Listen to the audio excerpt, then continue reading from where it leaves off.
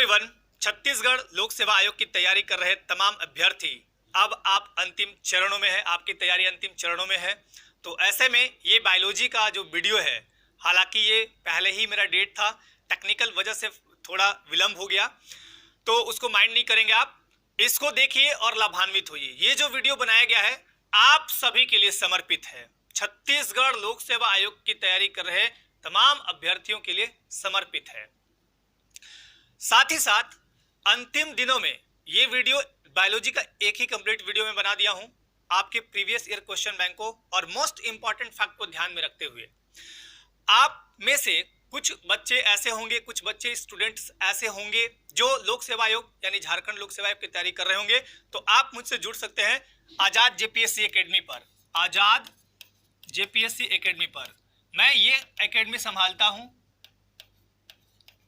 आजाद JPSC academy ये YouTube channel है, यहाँ पे आप मुझसे जुड़ सकते हैं। ठीक है, भविष्य में कभी ऐसा हुआ तो आप यहाँ जुड़ सकते हैं। फिलहाल ये बायोलॉजी का वीडियो बहुत ध्यानपूर्वक देखना है, आपको सुनना है, याद कर लेना है, ऐसा नहीं कि इसको लिखते जाना है। कोशिश करिएगा कि मेरे वीडियो खत्म होने के पहले आपको लगभग चीज आपके माइंड में आ जाए, और मेरी कोशिश भी यही रहेगी कि मैं आपको चीजें याद कराते चला जाऊं। ठीक है, तो चलिए वीडियो स्टार्ट करते हैं। सबसे पहले बायोलॉजी क्या है? जीव विज्ञान। जीव विज्ञान का पिता या जंतु विज्ञान, जीव विज्ञान और जंतु विज्ञान दोनों का पिता कौन है? अरस्तु हैं। अरस्तु ने 500 जंतुओं पर अध्ययन किया था। अरस्तु जो यूनान के रहने वाले थे, बहुत इंपॉर्टेंट व्यक्तित्व। तो बायोलॉजी के पिता कौन है? अरस्तु। सबसे पहले हम पढ़ेंगे पाचन तंत्र। पाचन तंत्र में ध्यान दीजिए, मैं कुछ दिखाते जाऊंगा अपने साथ, क्योंकि यहाँ पे फिगर मैं लाऊंगा बाद में, आपको वो भी फिगर भी दिखाऊंगा। तो सबसे पहले पाचन तंत्र में आते हैं। मनुष्य का जो बॉडी है उसमें पाचन क्रिया कैसे कैसे संपन्न होती है वो पढ़ेंगे। सबसे पहले देखिए, सबसे बड़ी ग्रंथि लीवर, पहले उसके पहले चलते हैं। ठीक है, उसके पहले चलते हैं। आप जैसे ही कुछ खाते हैं, आप मान लीजिए रोटी खाए तो रोटी टूटा, रोटी टूटने के बाद यहाँ पे मुंह में लार से मिला। जैसे ही ये लार से मिला, यहाँ लार में बहुत सारा पानी होता है। ठीक है, पाचक मतलब बहुत सारा पाचने का काम लार को मिला के अंदर भेजता है। मतलब पाचन क्रिया मुख से ही प्रारंभ हो जाती है, क्योंकि वो भोजन को तोड़ता है। तो मुख में जैसे ही डाले, सबसे पहले तो ये कि दांत हमारे 4 प्रकार के होते हैं। ठीक है, दांत 4 प्रकार के, और एक मानव शरीर में दांत कितना होता है? 32, 28 हो सकता है, 30 हो सकता है, 32 भी हो सकता है, अधिकतम 32 दांत। ठीक है, दांत जो होता है उसका सबसे मतलब पूरे बॉडी का सबसे कठोरतम भाग कौन सा होता है? तो दांत का एनामिल। ठीक है, ये भी याद रखिएगा। दांत में कैल्शियम बहुत इंपॉर्टेंट रोल अदा करते हैं, इसलिए दांत को मजबूत रखने के लिए दूध बचपन से लोग पीते हैं। तो यहाँ भोजन को पहले ये काटने वाला, फाड़ने वाला, चबाने वाला, पीसने वाला, सारे 4 प्रकार के दांत हैं। दांत से जैसे ही भोजन अंदर जाता है तो वो लार में मिलता है। लार यानी मुख से ही भोजन का प्रारंभ स्टार्ट होता है, और लार से फिर यहाँ पे जब आता है ये वाला, ये है ग्रास नली। ग्रास नली में भोजन का कोई पाचन नहीं होता है। एक बार फिर से रिपीट, ग्रास नली में भोजन का कोई भी पाचन नहीं होता है। भोजन फिर यहाँ आएगा। उसके बाद आते आते आगे आपका फिर अब लीवर का काम फंक्शन समझिए। मैं एक एक फंक्शन समझा रहा हूं, फिर आपको आपका फिगर भी दिखा दूंगा। लेकिन उसके पहले जीभ के बारे में समझ लीजिए। जीभ बहुत इंपॉर्टेंट है। ये मैं एक जीभ का रफ वर्क मतलब रफ फिगर यहाँ पे तैयार कर दिया। जीभ ऐसा नहीं होगा, देखिए जीभ कुछ इस तरह का जीभ होता है। तो ये जो होता है, टेस्ट के लिए ध्यान दीजिए, टेस्ट के लिए पूछ दिया जाता है, कभी कभी एग्जाम में भी टेस्ट के लिए एग्जाम में पूछ दिया जाता है। ये वाला होगा मीठा, स्वीट, मीठा। ये होगा नमकीन, मीठा नमकीन, और फिर होगा ये खट्टा, और ये इधर जो होगा वो तीखा यानी कड़वा, कड़वाहट यहाँ आएगा। तो पहले मीठा लगेगा, फिर ये दोनों साइड मतलब ये दोनों साइड, फिर ये दोनों साइड खट्टा। यहाँ जीभ का सबसे आगे वाला पार्ट मीठा स्वाद देगा, फिर उसके बाद नमकीन दोनों साइड, फिर खट्टा देगा, फिर लास्ट में लास्ट वाला पॉइंट सबसे पीछे वाला जीभ का पार्ट जो होगा वो आपको बिटर यानी तीखा या कड़वा स्वाद देगा। ठीक है, अब समझते हैं हमारे बॉडी में लीवर का फंक्शन क्या है। बोलते हैं कि दारू कम पीजिए। दारू बिहार में, झारखंड में, छत्तीसगढ़ में लोग पीते हैं, आपको भी पता है। तो यहाँ लीवर का काम, लीवर को बोलते हैं यकृत, और यकृत को ही बोलते हैं जिगर। बोलते हैं ना जिगर का टुकड़ा, है ना, जिगर कभी कभी बोलते हैं, ये एक्चुअली इसको बायोलॉजी में जिगर नहीं बोलते हैं, यहाँ पे यकृत याद रखिएगा। लीवर मानव शरीर की सबसे बड़ी ग्रंथि है ये, ठीक है। लीवर, इसका मेन मुख्य काम क्या है? तो 3 काम है। पहला काम है पित्त का श्रवण करना। अगर आप जैसे भोजन आप किए ना, तो भोजन के साथ साथ बहुत सारे अपशिष्ट पदार्थ भी गए। कहने का मतलब जो भोजन घर में, ठीक है, घर में भी बनाए हैं आप भोजन, लेकिन उस भोजन में बहुत सारे हो सकते हैं बैक्टीरिया जाए या कुछ और अपशिष्ट पदार्थ चले गए, तो वो तो आपका पेट में अब खराब हो गया। तो पित्त क्या करता है, मतलब ये यकृत क्या करता है? पित्त का लगातार श्रवण करता है, पित्त निकालते रहता है यकृत। अब पित्त निकालता है, वो पित्ताशय गॉल ब्लैडर में जमा होता रहता है। अब वो पित्त क्या करता है? अम्लीय होता है। अब अम्लीय होता है तो वो भोजन के साथ जब मिलेगा तो जितने भी भोजन में अपशिष्ट खराब चीज होंगे, मतलब बैक्टीरिया फैक्टीरिया जो भी खराब चीज होंगे, उसको मार देगा, भोजन को मतलब ठीक करेगा, फ्रेश करेगा, फिल्टर करेगा, ठीक है। ये याद रखिएगा। रेड ब्लड कॉर्पस मतलब लाल रक्त कण के लिए आयरन स्टोर करता है। आपको एक चीज और बता दें, आयरन मतलब लौह तत्व। अभी महिलाओं में क्या होता है? महिलाओं में आमतौर पे देखेंगे लौह तत्व की कमी होती है, जिससे एनीमिया रोग होता है। उसके बारे में चर्चा करेंगे। एंजाइमों का श्रवण, एंजाइम क्या होते हैं? पाचक तत्व होते हैं। तो इन सब का लीवर बहुत इंपॉर्टेंट, लीवर का काम बहुत बड़ा होता है, ये याद रखिएगा, ठीक है। उसके पहले लीवर के पहले आपको मैंने बताया दांत के बारे में, जीभ के बारे में। एक चीज और याद रखिए, मानव का जो ब्रेन है, अभी तो हम पाचक पढ़ रहे हैं हालांकि, लेकिन बता देता हूं, ये कभी कभी एग्जाम में बहुत पूछ देता है लाइटली क्वेश्चन। मानव का जो ब्रेन है, उसका जो औसत जो भार है वो आप याद रखिएगा 1400 ग्राम के आसपास, ठीक है ना। चलिए, छोटी आंत, अब आते हैं पार्ट वाइज बांट देते हैं। छोटी आंत, जब भोजन नीचे जाएगा तो फिर छोटी आंत के पहले आपका इधर स्टमक में दिखाता हूं मैं। छोटी आंत, स्टमक, ये है स्टमक। अमाशय, देखिए अमाशय में प्रोटीन पाचन का प्रमुख स्थान। अब बॉडी में बहुत सारा चीज आप ले रहे हैं, कार्बोहाइड्रेट ले रहे हैं, प्रोटीन ले रहे हैं, वसा ले रहे हैं, है ना। तो प्रोटीन आप लीजिएगा तो उसको पचना भी तो चाहिए। जो चीज, जैसे सेव खा रहे हैं आप, सेव से कार्बोहाइड्रेट मिलता है, सेव खा रहे हैं तो पचना भी तो चाहिए। तो प्रोटीन पाचन का प्रमुख स्थान होता है अमाशय यानी स्टमक। इसके भीतरी दीवारों पर जठर ग्रंथियां जठर रस निकालती हैं, और जठर रस का स्रावन होता है। और जठर रस क्या होते हैं? अम्लीय होते हैं, अम्लीय, और ये पाचक एंजाइम होते हैं, अम्लीय। अब आपको एक रफ वर्क समझा देता हूं। ये है आपका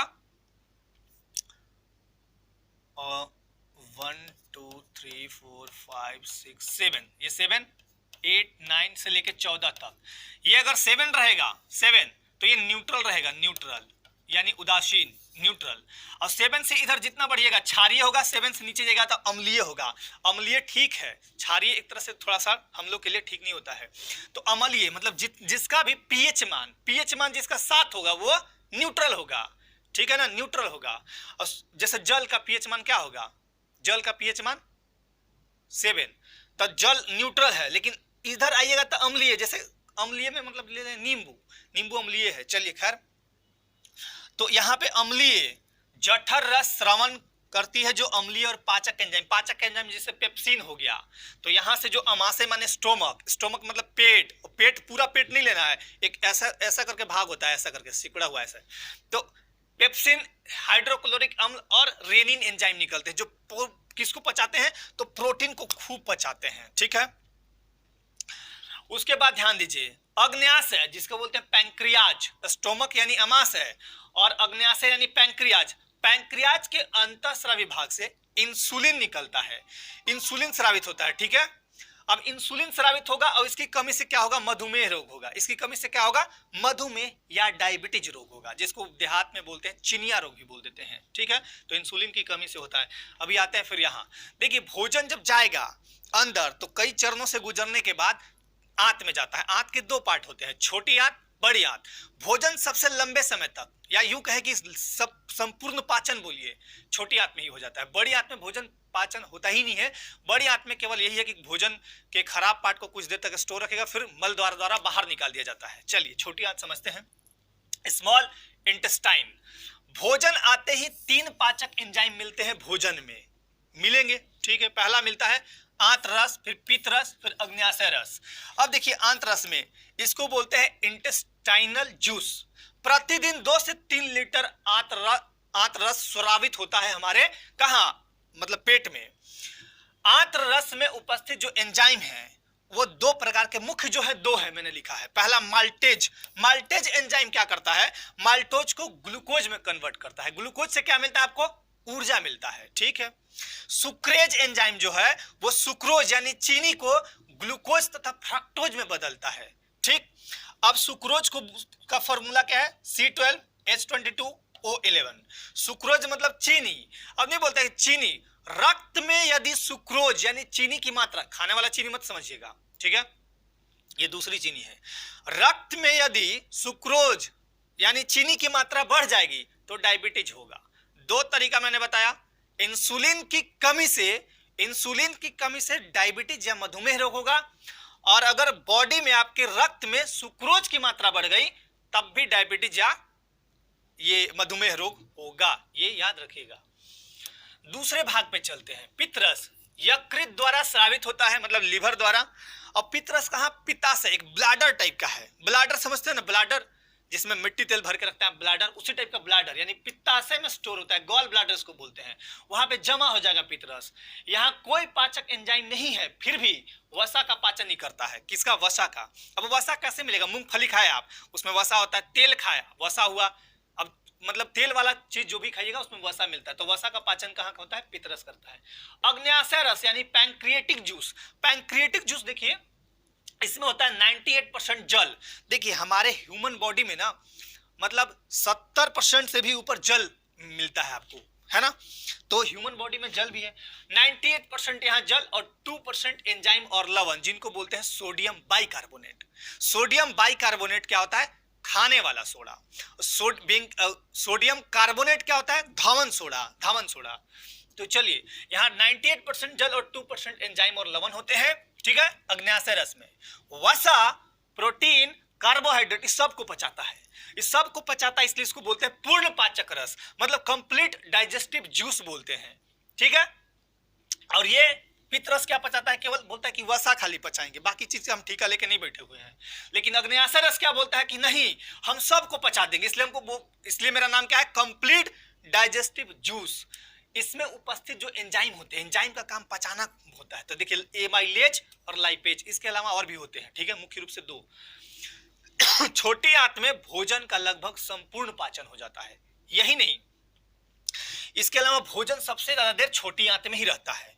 बड़ी आंत में आएगा तो भोजन का कोई पाचन नहीं होता है, भोजन कुछ देर के लिए, मतलब भोजन का जो खराब पार्ट है वो रुका और फिर मल द्वार से बाहर निकल जाता है। अमाशय मैंने आपको बता दिया था, अग्न्याशय पैंक्रियाज ये भी बता दिया है। चलिए आगे बढ़ते हैं। भोजन के मुख्य पोषक तत्व जो आपको लेना चाहिए। अब भोजन में ठीक से नहीं, अगर आप समय से भोजन नहीं कीजिएगा, ठीक से समय जो भोजन में आपका रिक्वायरमेंट है अगर वो नहीं लीजिएगा तब भी आपकी तबीयत खराब होगी, जिसके फलस्वरूप कई रोग आपके बॉडी में हो जाएंगे। भोजन के मुख्य पोषक तत्व मैंने एक एक लिखा है। पहला वसा आपको क्या देगा, वसा से आपको बॉडी को ऊर्जा मिलेगी, बॉडी को ऊर्जा मिलती है। जैसे मूंगफली खाए, है ना, तेल वाला कोई तेलीय चीज खाए, घी खाए, तो इस सबसे क्या मिलेगा, वसा मिलेगा। कार्बोहाइड्रेट कैसे मिलेगा, शकरकंद खा लीजिए, आलू खा लीजिए, या पपीता को बोला जाता है, सभी विटामिन होते हैं इसमें, ठीक है। तो ये भी बॉडी को क्या देता है, ऊर्जा देता है। कार्बोहाइड्रेट टूट के ग्लूकोज में कन्वर्ट होगा। देखिएगा आप जो धावक होते हैं, धावक या खिलाड़ी को देखिएगा, तत्काल उनको ऊर्जा चाहिए होता है, तो तत्काल ऊर्जा, अब उनको कहिए कि रोटी खाओ तो कार्बोहाइड्रेट आएगा, फिर ग्लूकोज में, ऐसा थोड़ा होगा, उनको ग्लूकोज पिला देते हैं, तुरंत बॉडी में ऊर्जा आ जाती है, ठीक है। अब यहाँ खनिज लवण बहुत सारे हैं, लौह तत्व वगैरह बहुत सारे और हैं, कैल्शियम है, फास्फोरस है, मैग्नीशियम है, सब हमारे बॉडी में है, धरती से ही नहीं निकालना, यहाँ भी है हमारे। तो खनिज लवण और विटामिन ये हमको स्वस्थ रखते हैं और रोगों से लड़ने में सहायता करते हैं, जैसे vitamin A, B, C, D, है ना। प्रोटीन क्या करता है, टूटे फूटे अंगों की मरम्मत करता है। यही नहीं, प्रोटीन किससे मिलेगा, सबसे ज्यादा प्रोटीन सोयाबीन से मिलता है। सोयाबीन सबसे ज्यादा मध्य प्रदेश में होता है। मध्य प्रदेश के लोग को देखिएगा एकदम प्रोटीन खा के एकदम बहुत तेज है उनका दिमाग। चना, अरहर, इसमें भी प्रोटीन मिलता है, तो ये याद रखिएगा आप, ठीक है। तो भोजन के मुख्य पोषक तत्व ये हो गए। एक चीज और, अगर भोजन में मान लीजिए लौह तत्व की कमी हो गई, तो लौह तत्व की कमी हो गई तो एनीमिया रोग होगा। और एनीमिया रोग होगा तो उसके उपचार के लिए क्या खाइएगा, पालक खूब खाना चाहिए, महिलाओं को भी खूब खाना चाहिए पालक। मड़ुआ का नाम आप खैर सुने होंगे, पता नहीं, मड़ुआ में पालक बहुत होता है। अब देखिए यहाँ पे मैंने लिखा विटामिन रासायनिक नाम अभाव से रोग स्रोत, बहुत ही इंपॉर्टेंट। आपको देखने में लगा होगा कि पता नहीं क्या है, लेकिन बहुत इंपॉर्टेंट। अब देखिए यहाँ पे कैसे पढ़ेंगे, ए से लेके के तक, ए बी सी डी ई के ये विटामिन है। बी के तो कई रूप है, B1 B2 B5 B12 तक है। B12 को साइनोकोबालामिन ऐसे बोलते हैं रासायनिक नाम। खैर विटामिन ए, इसका रासायनिक नाम रेटिनॉल, ये याद कर लेना है आपको पूरा चार्ट। विटामिन ए का रासायनिक नाम रेटिनॉल। इसकी कमी से होगा रतौंधी या आंख का प्रॉब्लम हो जाएगा, ठीक है। अगर इसको ठीक करना है तो दूध, गाजर, मक्खन। गाजर खाइए, आंख के लिए सबसे उत्तम है, ठीक है। और गाजर पुरुषत्व के लिए भी बहुत इंपॉर्टेंट होता है। पुरुष लोग को तो गाजर खाना चाहिए। गाजर खाइए, कच्चा खाइए, सलाद खाइए, जूस पीजिए गाजर का, या फिर गाजर का हलवा खाइए, जैसे भी लेना है। गाजर बेटर रहेगा, गाजर को कच्चे खाइए, है ना। विटामिन बी और सी, देखिए अब इसको याद करने का तरीका, दो विटामिन है जो जल में घुलनशील है, बाकी जो विटामिन है वसा में घुलनशील है। देखिए भूमिका चावला का नाम सुने होंगे, भूमिका चावला हीरोइन है, भूमिका चावला। ये एकदम सुंदर दिखती है, डेली नहाती है, डेली नहाती है। क्या करती है? डेली नहाती है भूमिका चावला। भूमिका चावला का तो नहाएगी किससे? पानी से। तो जल में घुलती है, माने जल में मिल जाती है, टब में घुस घुस के नहाती है। तो भूमिका चावला, बी और सी जल में घुलनशील है। बाकी ए डी ई के अधिक वसा नहीं लेना है। ए डी ई के इसको क्या बोलेंगे, क्या पढ़ेंगे? अधिक। अधिक अधिक वसा आपको नहीं लेना है। तो वसा में घुलनशील विटामिन कौन सा है? अधिक, यानी ए डी ई के। विटामिन बी1 को बोलते हैं थायमिन, रासायनिक नाम। बेरी बेरी रोग होता है इससे, और इसका स्रोत है अनाज, सोयाबीन, दूध, है ना। इसके अलावा और भी बहुत सारे हैं। विटामिन सी जिसको बोलते हैं स्कॉर्बिक एसिड या स्कॉर्बिक अम्ल, यह इससे होता है स्कर्वी या सूखा रोग, ठीक है। स्कर्वी या सूखा रोग अभी दिखाएंगे आपको। खट्टे फल में सबसे ज्यादा विटामिन सी पाया जाता है। देखिए विटामिन सी पूछेगा, अगर पूछा दूध में कौन विटामिन पाया जाता है तो विटामिन सी नहीं पाया जाता है, याद रखिएगा। कभी कभी क्वेश्चन पूछता है कि किसमें विटामिन सी नहीं मिलता है, तो दूध में कभी नहीं मिलेगा विटामिन सी। नींबू, टमाटर, ये सब क्या है? खट्टे विटामिन सी के स्रोत हैं। विटामिन डी, डी का नाम है कैल्सीफेरॉल। इससे क्या होगा? रिकेट्स। अब देखिए रिकेट्स होगा विटामिन डी की कमी से, तो विटामिन डी की कमी से रिकेट्स होगा बच्चों में, लेकिन वयस्कों में क्या होगा? तो ऑस्टियोमेलेसिया, मलेशिया मत चल जाइएगा है ना। ऑस्टियोमेलेसिया ये वयस्कों में होगा। और ये हमको विटामिन डी चाहिए तो सबसे बढ़िया स्रोत है इसका सूर्य का प्रकाश। और भी चाहिए तो मक्खन वक्खन खाते रहिए, लेकिन सूर्य का प्रकाश is the best. Vitamin E का नाम है टेकोफेरोल। ये कम पूछता है लेकिन याद करना है। त्वचा और जनन शक्ति में कमी होना, इसका स्रोत है बादाम, मूंगफली, तेल, ये सब खाइए, है ना। विटामिन के, हाँ बहुत इंपॉर्टेंट, विटामिन के तो बहुत इंपॉर्टेंट। फिलोक्विनोन, तो इससे क्या होगा? रक्त का थक्का नहीं जमेगा। विटामिन के की अगर कमी होगी, जैसे मान लिया कभी आपको चोट लग गया या गिर गए, तो रक्त का थक्का नहीं जमेगा, तो मान लिया कट गया इसे, तो खून निकलते रहेगा, बंद ही नहीं होगा, तो व्यक्ति में खून की कमी या फिर डेथ भी हो सकता है। इसका स्रोत है अंडा, दूध, हरी सब्जी, यकृत, है ना। अब विटामिन के को देखिए, रक्त स्राव रोधी बोलते हैं, माने रक्त के स्राव को रोकता है ये। यकृत में प्रोथ्रोम्बिन निर्माण के लिए आवश्यक होता है। लीवर में प्रोथ्रोम्बिन का निर्माण करता है, और प्रोथ्रोम्बिन क्या करता है? रक्त का थक्का जमाने के लिए जरूरी होता है। तो कभी आपके एग्जाम में अगर पूछा जाए कि रक्त का थक्का जमाने में कौन सहायक है, विटामिन के, विटामिन के नहीं दिया, प्रोथ्रोम्बिन दिया, तो प्रोथ्रोम्बिन आंसर कर लीजिएगा। तो ये आप डाटा याद कर लीजिएगा अच्छे से। अब देखिए यहाँ कुछ रोग लिए हैं, है ना। अत्यधिक नमक खाइएगा, क्यों गया? अत्यधिक अगर नमक आप खाइएगा तो हाइपरटेंशन होगा, मतलब हाइपरटेंशन, हाइपर मतलब गुस्सा बहुत जल्दी आ जाएगा, और टेंशन, टेंशन मतलब तनाव, इसको बोलते हैं उच्च रक्तचाप। रक्तचाप को हम मापते हैं स्फिग्मोमैनोमीटर में, स्फिग्मोमैनोमीटर से, मैनोमीटर से। अब एक सामान्य आदमी का रक्तचाप जो होता है 120/80 होना चाहिए, 120/80। इसको बोलते हैं सिस्टोलिक, सिस्टोलिक, और इसको बोलते हैं डायस्टोलिक, डायस्टोलिक, ठीक है। नीचे वाले को क्या बोलते हैं? डायस्टोलिक। इसको बोलते हैं 120 HHmg, ठीक है, HHmg, ऐसे ही कुछ करके बोलते हैं। खैर, तो ऊपर वाले को क्या बोलते हैं? सिस्टोलिक, नीचे वाले को क्या बोलते हैं? डायस्टोलिक। ये आपको याद रखना है। रक्तचाप को किस में मापते हैं? स्फिग्मोमैनोमीटर। एक सामान्य व्यक्ति में ब्लड कितना होना चाहिए? तो 5 से 6 लीटर। एक स्वस्थ मनुष्य में ब्लड कितना होना चाहिए? 5 से 6 लीटर। महिलाओं में ब्लड आमतौर पर 1 लीटर कम होता है। तो अगर 5 लीटर किसी पुरुष में है, एक पुरुष का उसी मतलब एक महिला के साथ तुलना कर रहे हैं, तो 5 से 6 लीटर, तो महिला में क्या होगा? 4 से 5 लीटर। चलिए रक्त की कमी अगर हो जाएगी ब्लड में तो क्या बोलेंगे, रक्तहीनता बोलेंगे। ठीक है, चलिए। मरासमस, मरासमस मतलब होता है सूखा रोग। कम भोजन मिलने पर आपके बॉडी में प्रोटीन और कार्बोहाइड्रेट की कमी हो जाएगी तो सब सूखने लगेगा, बॉडी सूखने लगेगा, मतलब सूखा हो जाएगा, एकदम पतला दुबला दिखिएगा, एकदम पतला दुबला लकड़ी जैसा हो जाएगा। क्वाशियोर, भोजन में प्रोटीन की कमी से वृद्धि रुक जाएगा, पेटवा एकदम टिबरी हो जाएगा, मतलब फूल के टिबरी हो जाएगा, तो उसको क्या बोलेंगे हम, भोजन में प्रोटीन की कमी से वृद्धि रुक जाता है तो पेट फूल जाएगा, पेट एकदम घड़ा जैसा बन जाएगा, ऐसा है ना, और हाथ पैर बिल्कुल पतले पतले रहेंगे, आपके जैसे हम वैसे रहेंगे। घेंघा, जिसको बोलते हैं ग्वाइटर, आयोडीन की कमी से होता है, ये गला में देखिएगा गला फूल जाता है ना। एनीमिया या खून की कमी या रक्त अल्पता या रक्तहीनता, जो ही बोलिए, लौह तत्वों की कमी से होती है, और इसका सबसे बढ़िया स्रोत है पालक, इज द बेस्ट।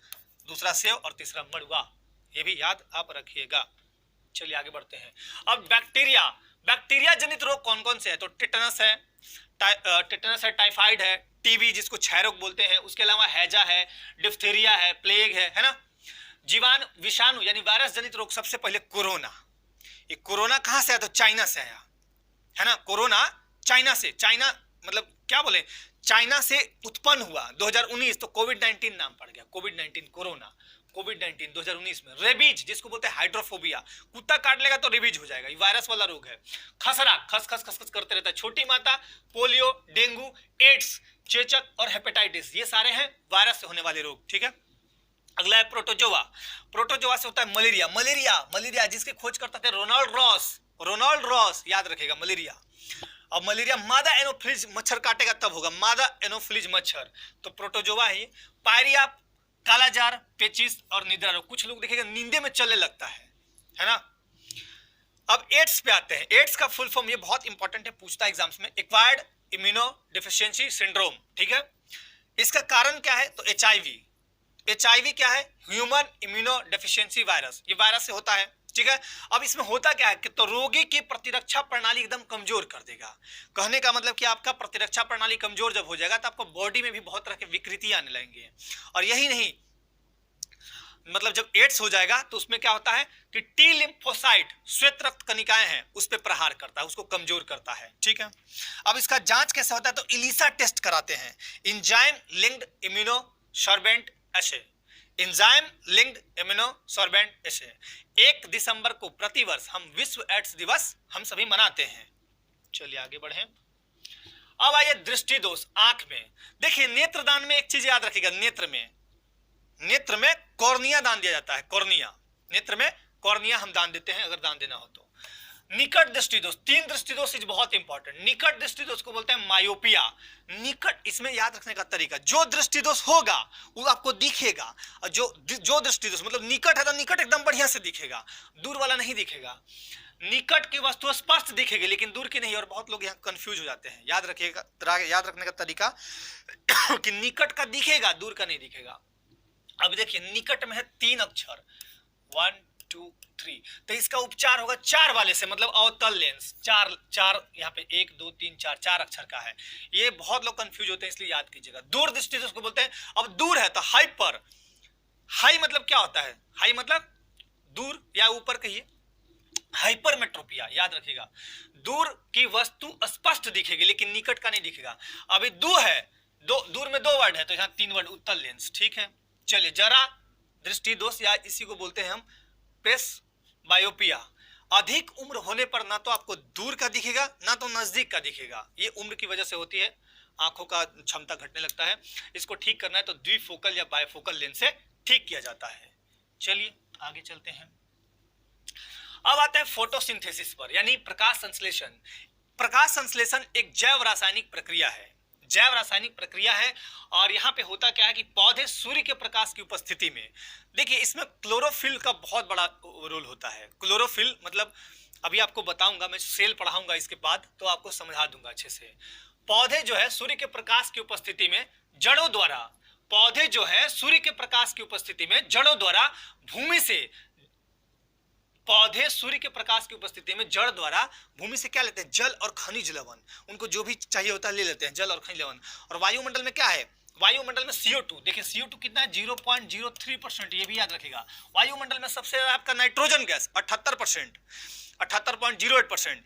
और उसके बाद दूसरे नंबर पे आता है ऑक्सीजन 20.95%, उसको 21% बोल दीजिए, है ना। उसके बाद तीसरे नंबर पे आता है ऑर्गन 0 पॉइंट, इसको मैं लिख देता हूं यहाँ पे, मान लीजिए ये वायुमंडल है, यहाँ पे नाइट्रोजन गैस कितना है, नाइट्रोजन है 78%, रफली आप याद रखिए। ऑक्सीजन है आपका 21%, ऑर्गन है आपका 0.93% और कार्बन डाइऑक्साइड है आपका 0.03%। ये 4 गैस मुख्य रूप से आप याद रखिएगा। नाइट्रोजन, ऑक्सीजन, ऑक्सीजन को प्राणवायु गैस भी बोलते हैं, ठीक है। अब यहां ध्यान दीजिए, पत्तियों में मौजूद हरे रंग के पदार्थ, यानी हरे रंग के पदार्थ कौन है, यानी पर्णहरित। पर्णहरित को क्या बोलते हैं, क्लोरोफिल। अब क्लोरोफिल क्या करेगा, क्लोरोफिल की उपस्थिति में भोजन मंड, या भोजन को बोलते हैं मंड बनाते हैं, और वायुमंडल में क्या करते हैं, ऑक्सीजन विमुक्त करते हैं। कौन करते हैं ऑक्सीजन विमुक्त, तो ये पौधे करते हैं। पौधे क्या है, देखिए पौधे हमारे लिए बहुत ही इंपॉर्टेंट है। क्यों इंपॉर्टेंट है, अगर पौधे नहीं रहेंगे तो फिर हमारा जीवन नहीं होगा, क्योंकि प्राणवायु क्या है, प्राणवायु हम किसे बोलते हैं, तो प्राणवायु बोलते हैं हम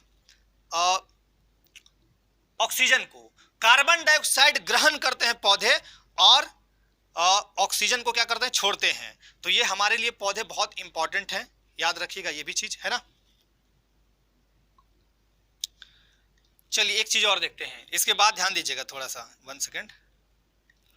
अब देखिए, पत्तियों में मौजूद हरे रंग के पदार्थ जिनको बोलते हैं क्लोरोफिल की उपस्थिति में भोजन मंड बनाते हैं और वायुमंडल में ऑक्सीजन मुक्त करते हैं, यही है फोटोसिंथेसिस।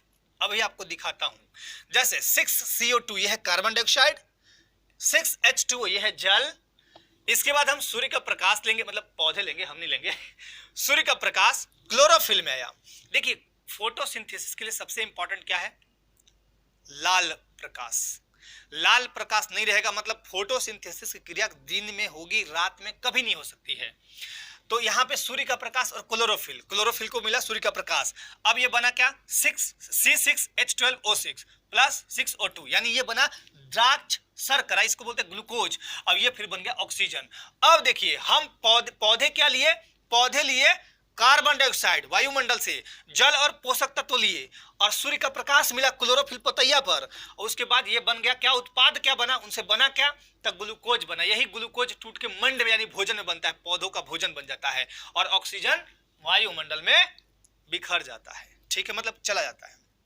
एनसीईआरटी का डाटा ये कहता है 6CO2 प्लस 12H2O, इसके बाद सूर्य का प्रकाश, सनलाइट और क्लोरोफिल, ये उत्पाद क्या करेगा, C6H12O6, ठीक है, प्लस 6O2 प्लस 6H2O, ये एनसीईआरटी में बोला है, दोनों आप याद कर लीजिएगा, कोई दिक्कत नहीं है। प्रकाश संश्लेषण का अंतिम उत्पाद ग्लूकोज, जो शीघ्र ही मंड में कन्वर्ट हो जाता है।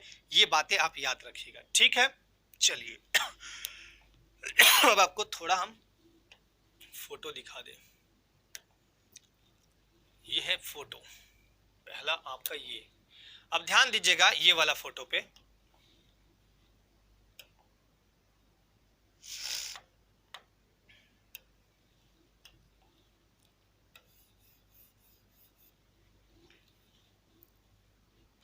पहला वाला देखिए, हम मानव पाचन के प्रमुख भाग और ये अंग और भाग दिखाया है, मुख दिखाया है, जीभ दिखाया है, ग्रास नली यही है, ये ग्रास नली है ना। थोड़ा मैं जूम कर दूं इसको,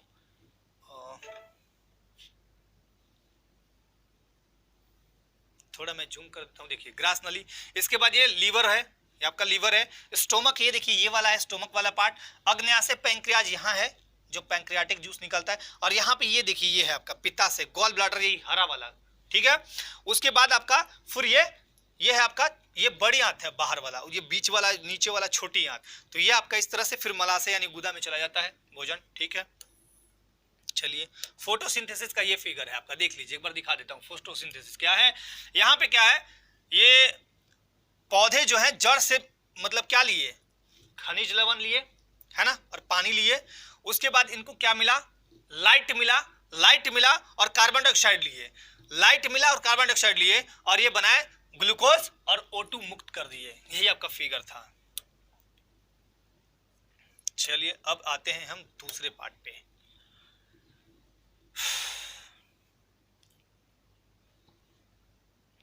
ये है आपका सेल का पार्ट।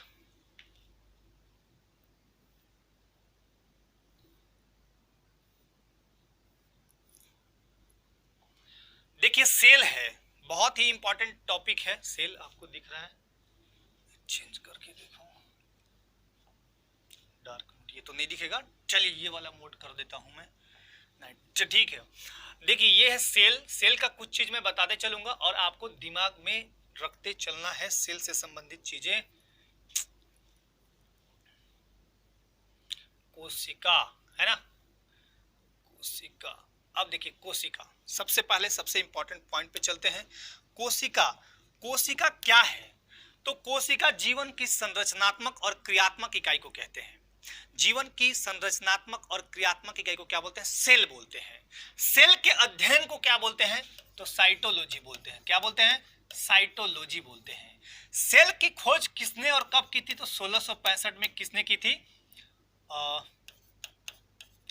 रॉबर्ट हुक ने की थी। किसने की थी? सेल की खोज 1665 में रॉबर्ट हुक ने की थी, ये बात याद रखिएगा।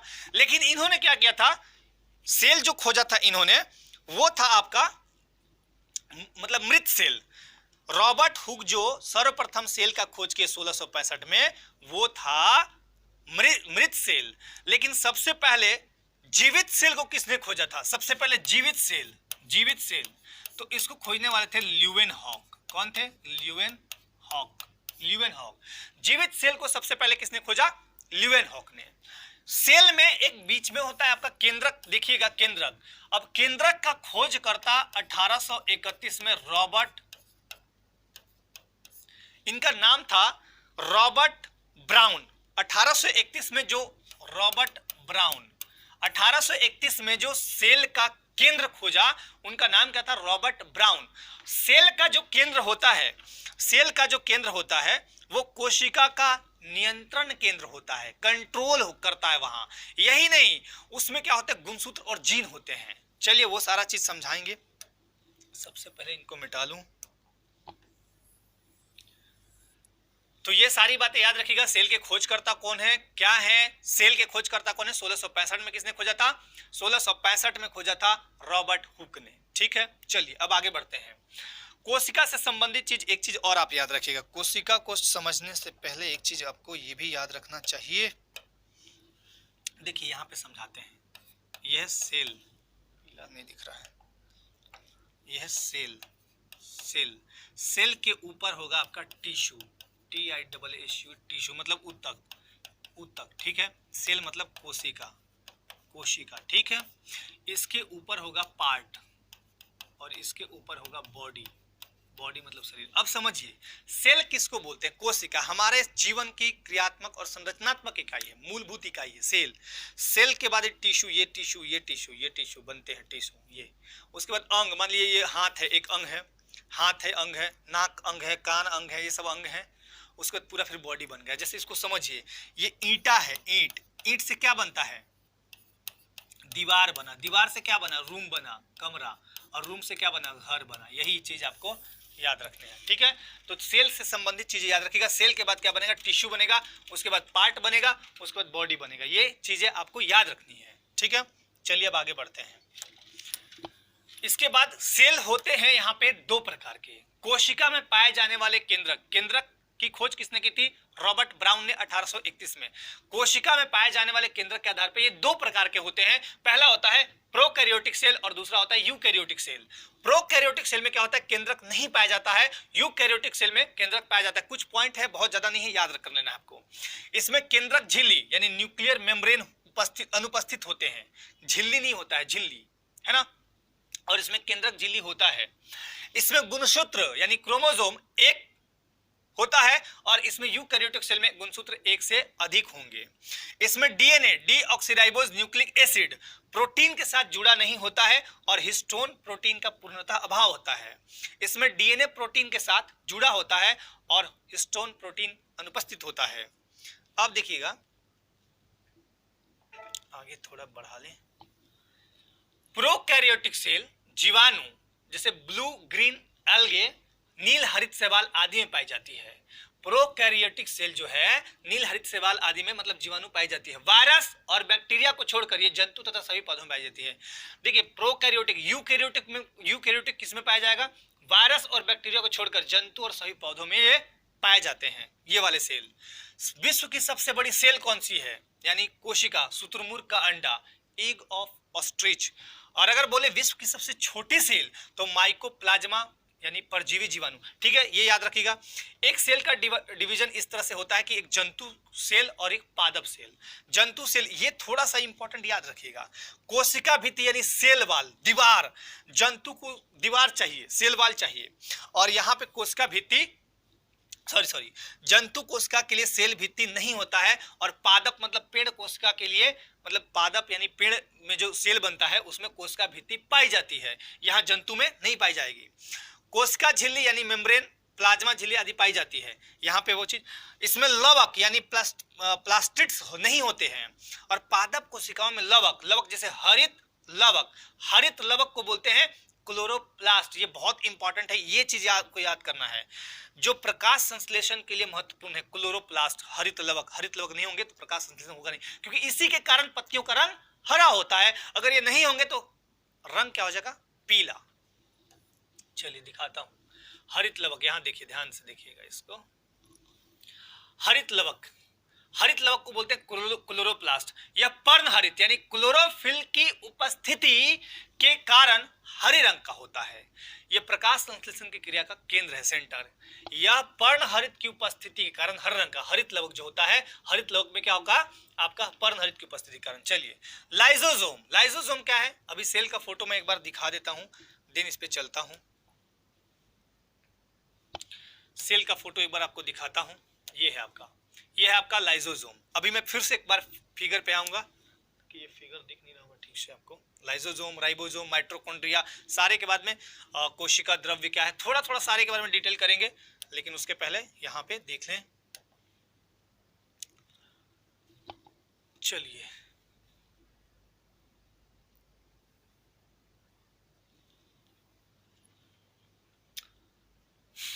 देखिए, लाइसोसोम ये जंतु कोशिकाओं में प्रचुर मात्रा में पाए जाते हैं। मतलब जंतु कोशिका में है वो बहुत ज्यादा मात्रा में होंगे, प्रचुर मात्रा में जितना होना चाहिए। कभी कभी लाइसोसोम अपनी ही कोशिका को पचा लेता है, खा जाता है। कभी कभी किसी जीव को दिखेगा नहीं भोजन मिल रहा तो अपने ही को मार के अपने ही बच्चे को खा गया, उसी तरह ये अपने ही कोशिका को खा लेता है। इसलिए इसको बोलते हैं सुसाइड बैग यानी पाचक थैली, यानी लाइसोसोम को बोलते हैं आत्महत्या की थैली। ये याद रखिएगा, बहुत बार इंपॉर्टेंट क्वेश्चन है, पूछा जाता है। वर्णी लवक ये इंपॉर्टेंट, यहां से आपको बहुत सारा चीज याद करना है। यानी क्रोमोप्लास्ट ये हरे रंग को छोड़कर पौधे के अन्य रंगों में पाए जाएंगे। ठीक है, पौधों में अन्य रंग के लिए उत्तरदायी है। जैसे कच्चा टमाटर क्या होता है? हरा, लेकिन पकने पर लाल होता है। क्यों होता है? क्योंकि उसमें हरित लवक यानी वर्णी लवक में परिवर्तित होते हैं। जो हरित लवक है, हरित लवक काम क्या करता है? हरा करने का काम। ये वर्णी लवक में जब बदलेगा तो उसका कलर चेंज हो जाएगा। जैसे यहाँ पे देखिए टमाटर का लाल रंग, इसमें जो वर्णी लवक है, वर्णी लवक वो है लाइकोपिन। जब लाइकोपिन उसमें आएगा तो वो लाल हो जाएगा, और हरित लवक जब तक रहेगा वो हरा रहेगा।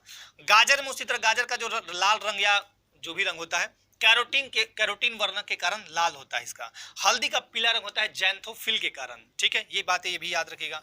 माइटोकॉन्ड्रिया यह केवल यूकैरियोटिक सेल में पाई जाती है। ठीक, मुख्य कार्य इसका क्या है? श्वसन क्रिया का संपादन। इसका काम है श्वसन क्रिया को संपादित करना।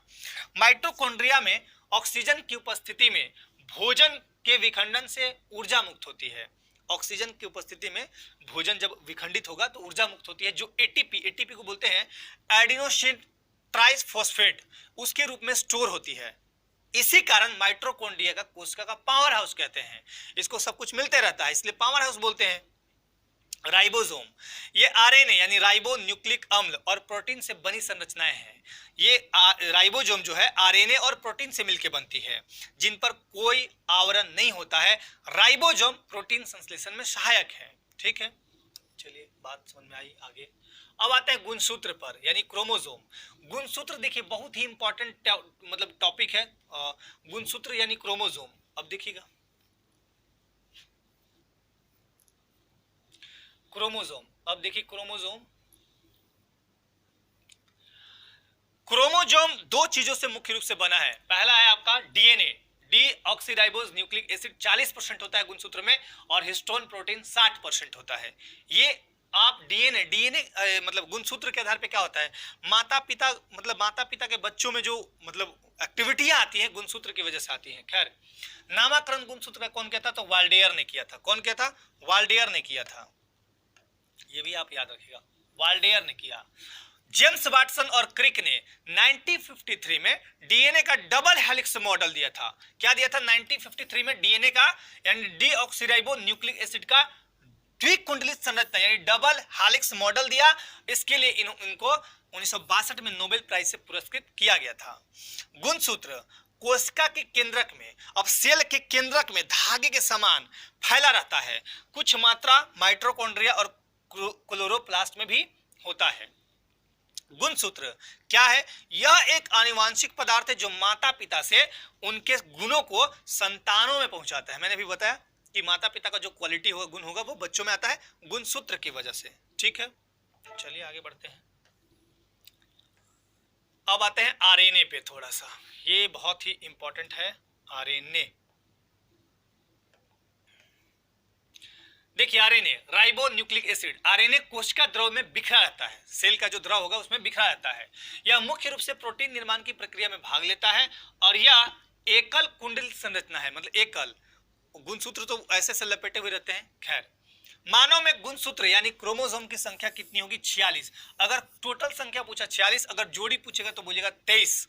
ठीक है, 22 जोड़ी दोनों में एक समान, मतलब 22 जोड़ी जो होता है क्रोमोसोम महिला में और पुरुष में XX रहेगा, लेकिन 23वां जोड़ी जो पुरुष में होगा वो निर्णायक होता है, वो निर्णायक होता है। 23वां जोड़ी बच्चे के लिंग का निर्धारण करता है, यही निर्णय करता है कि बच्चा होगा कि बच्ची होगा। इसको मैं समझा देता हूं। 22 + X, ठीक है, और 22 + Y, यही दो कंडीशन बनते हैं। 22 जोड़ी तो समान है, एक समान दोनों में है, लेकिन कंडीशन बनता है 23वां जोड़ी के लिए 22 + X और 22 + Y, यानी 23वां जोड़ी यही हो सकता है। तो अगर मेल में क्या होता है, शुक्राणु होता है, और महिला में क्या होता है, अंडाणु होता है।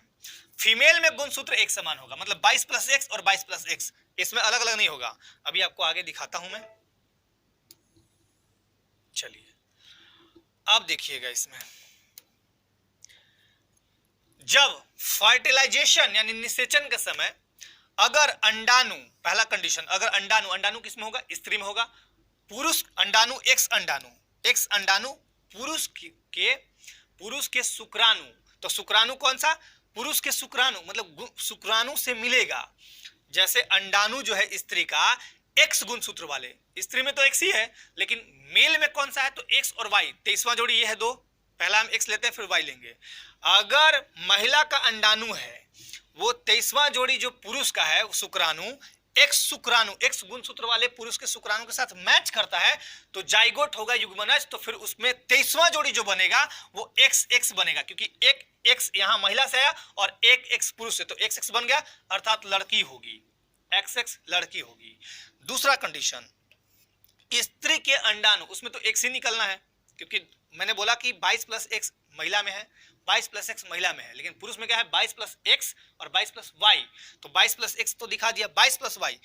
पुरुष में जैसे स्त्री का अंडाणु X वाला निकला और पुरुष का Y गुणसूत्र वाला शुक्राणु मिला, तो युग्मनज यानी जाइगोट होगा, तो 23वां जोड़ी XY बनेगा। अब XY जब बनेगा तो लड़का होगा। तो गुणसूत्र मतलब जो गुणसूत्र है 23वां गुणसूत्र, वो बहुत इंपॉर्टेंट है लिंग निर्धारण में। चलिए एक दो चीज और यहाँ पे दिखा देता हूं। देखिए, जो लड़कियां होती हैं उनमें एक हार्मोन होता है एस्ट्रोजन हार्मोन। एस्ट्रोजन हार्मोन क्या करता है, जैसे लड़की जब जैसे जैसे बड़ी होगी तो उसका वक्ष मतलब स्तन बड़ा होगा, फिर आपका अंडवाहिनी का विकास होगा, योनि का विकास होगा, गर्भाशय का विकास होगा। ये किसके कारण होता है, तो एस्ट्रोजन हार्मोन्स के कारण। और एक इंपॉर्टेंट, अभी कोई एग्जाम में पूछा था, बहुत इंपॉर्टेंट, ये वाला प्रोजेस्टेरोन वाला पूछा था। स्त्रियों में गर्भधारक हार्मोन्स होगा तभी तो सब कुछ होगा। तो गर्भधारक हार्मोन्स का नाम क्या है, प्रोजेस्टेरोन। अब पुरुष का पौरुष विकास हार्मोन कौन सा, जैसे मूछ निकल आना है ना, बाकी चीज होना, वो होगा टेस्टोस्टेरोन के कारण। तो पुरुष का पौरुष विकास हार्मोन कौन सा है, तो टेस्टोस्टेरोन है, ये भी आप याद रखेंगे। चलिए आते हैं, अब आते हैं पादप में, प्लांट में आते हैं। प्लांट में देख लीजिए कुछ कुछ चीजें हैं। अब प्लांट यानी पादप कार्यकी में हम पढ़ेंगे सबसे पहले प्रकाश संश्लेषण तो आपको बता दिया, पौधों में श्वसन जनन वगैरह वगैरह। चलिए यहाँ पे आते हैं प्लांट हार्मोन्स। अब प्लांट हार्मोन्स में देखिए क्या पढ़ेंगे हम लोग। पादप हार्मोन्स दो टाइप के होंगे, एक तो होगा पौधे की वृद्धि दर बढ़ाने वाला हार्मोन्स जैसे ऑक्सिन, जिब्रेलिन, साइटोकाइनिन, और दूसरा होगा पौधे की वृद्धि दर कम करने वाला हार्मोन यानी एथिलीन, एब्सिसिकम। ठीक है, चलिए यहाँ पे देखते हैं। पौधे की जैविक क्रियाओं के बीच समन्वय स्थापित करने वाला रासायनिक पदार्थ हार्मोन्स होते हैं। ठीक है, ये पौधे की वृद्धि और अनेक मेटाबॉलिज्म क्रियाओं को कंट्रोल करते हैं। ठीक, अब हार्मोन्स दो टाइप के हैं, एक एक करके अध्ययन कर लेते हैं। पहला है ऑक्सिन हार्मोन। यह सबसे महत्वपूर्ण पादप हार्मोन है। पादप मतलब पेड़ पौधे। ठीक है, क्योंकि यह पौधे के ऊपरी सिरा पर बनता है, पौधे के ऊपर वाले भाग पर बनता है और कोशिकाओं की वृद्धि को नियंत्रित करते हैं। ऑक्सिन कुछ पौधों में फूलों को खिलाने में प्रेरित करता है। देखिए, ऑक्सिन हार्मोन होगा, फूल को खिलाएगा, हार्मोन होगा ही नहीं तो खिलेगा ही नहीं। यह पौधों के फल और पत्ती को शुरुआती अवस्था में गिरने से बचाता है, इसलिए सबसे इंपॉर्टेंट है। अगर पौधे में जैसे मान लीजिए केला देखे होंगे, केला का फूल लगता है तो ये हार्मोन होगा ही नहीं ना, तो सब गिर जाएगा फूल, फिर लगेगा ही नहीं कुछ।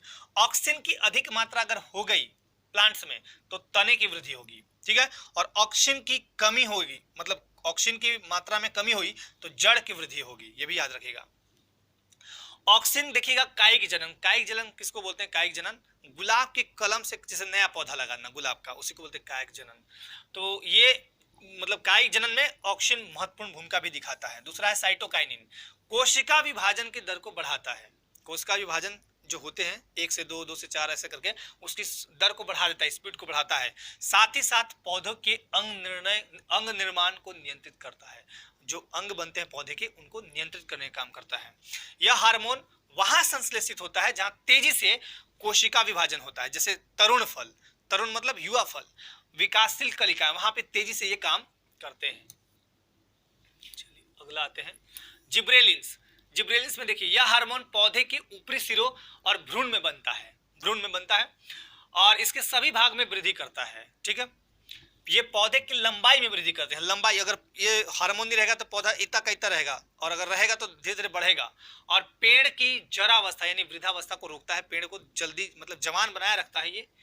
अब आता है दूसरे टाइप का हार्मोन, पौधे की वृद्धि दर कम करने वाले हार्मोन। कम कौन कौन करते हैं तो ये देखिए इथिलीन, इसका कार्य है कच्चे फलों को पकाना। बहुत बार पूछा जाता है इथिलीन का प्रयोग कहां करते हैं? कच्चे फलों को पकाने में, यह गैसीय अवस्था में होता है। ठीक है, और दूसरा है एब्सिसिक अम्ल, कोशिका विभाजन को यह रोकता है, इसे वृद्धि निरोधक हार्मोन कहते हैं, वृद्धि को रोकता है। ठीक, अब पादप अंग में बहुत इंपॉर्टेंट ये वाला चीज है जड़। पहला पौधे का जो अंग है वो पहला अंग है जड़।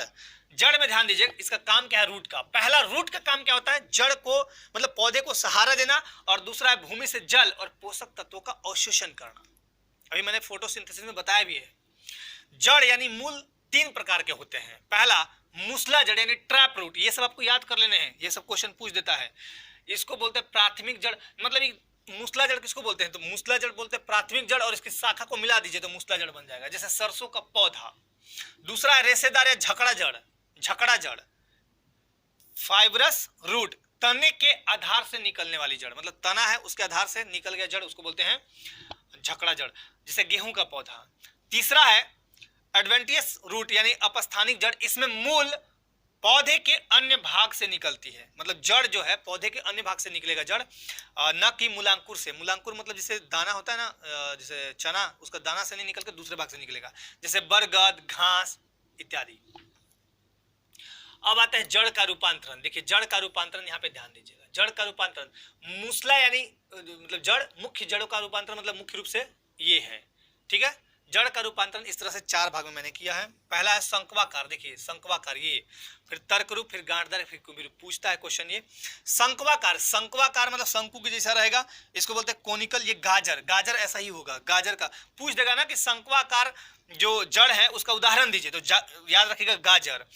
फिर तर्क रूप यानी फ्यूजिफॉर्म में इस तरह से कुछ देखिएगा आप, मूली थोड़ा सा डिस्को का डांस करता है, टेढ़ा टेढ़ा ऐसे करके, हल्का सा, ज्यादा नहीं हल्का, तो उसको मूली बोलेंगे तर्क रूप को। और गांठदार, गांठदार में देखिएगा आप कभी क्या नाम है इसका, हाँ शकरकंद, शकरकंद को देखिए गांठ गांठ ऐसे बन जाता है गोल गोल, तो उसको बोलते हैं ट्यूबरस, शकरकंद। और एक ये है बीट जैसा दिखेगा आपको, कुंभी रूप यानी नेपिफॉर्म यानी सलजम, है ना, ये बीट। तना में आते हैं स्टेम। स्टेम का कार्य क्या है? शाखाओं को फैलाना। तना क्या करता है? शाखा को, ब्रांच को फैलाता है। फूल, फल और पत्ती को संभाल के रखता है तना, ठीक है। पौधे में जल का संवहन कौन करता है? तो जाइलम, बहुत इंपॉर्टेंट। पौधे में भोजन का संवहन कौन करता है? तो फ्लोएम, ये भी याद रखिएगा। अब अंडरग्राउंड स्टेम कौन से हैं? यानी भूमिगत तना। तो तने का वह भाग जो भूमि के अंदर पाया जाता है भूमिगत तना कहलाता है। जैसे हल्दी हो गया, गाजर हो गया, प्याज हो गया, है ना, अदरक हो गया।